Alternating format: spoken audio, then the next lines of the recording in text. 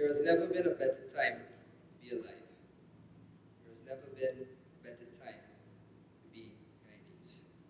They tell us we are on the verge of becoming one of the largest oil producers in the world, with unprecedented growth in our economy.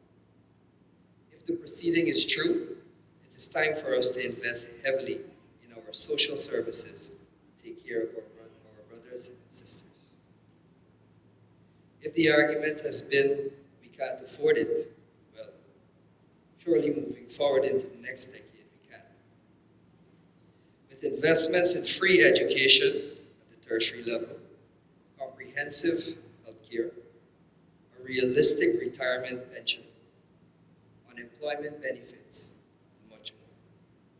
Social services to help us achieve equal opportunity and to eradicate poverty.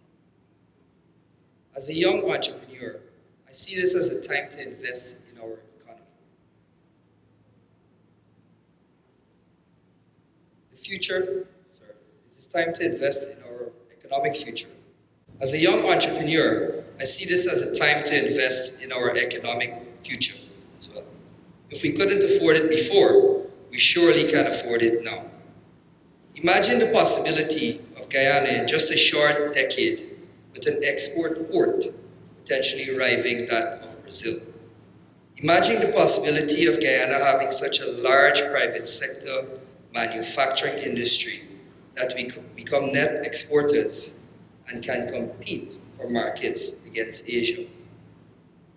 Imagine the possibility of Guyana having a number of billion-dollar publicly traded companies in our stock exchange that has been developed and perfected by brilliant minds through our investment in free education.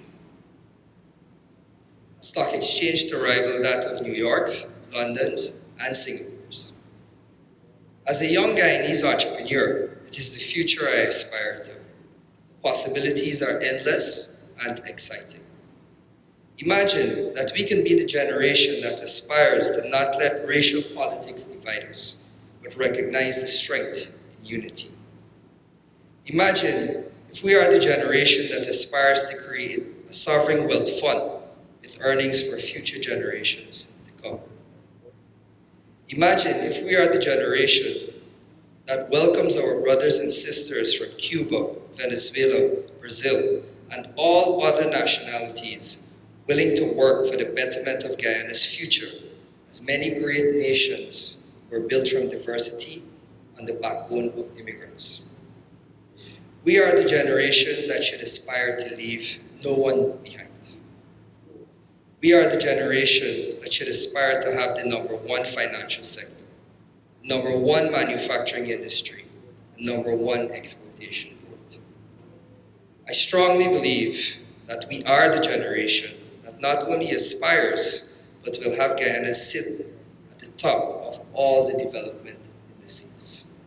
I would like to say a special thank you to Mrs. Ellen Collins for recognizing these young entrepreneurs. Even some of us who may not have believed in ourselves, it reassures us that we're on the right path, and he is also on the right path for a better Guyana. I also dream of the day when my unborn children can speak of me the way Pastor spoke. Thank you.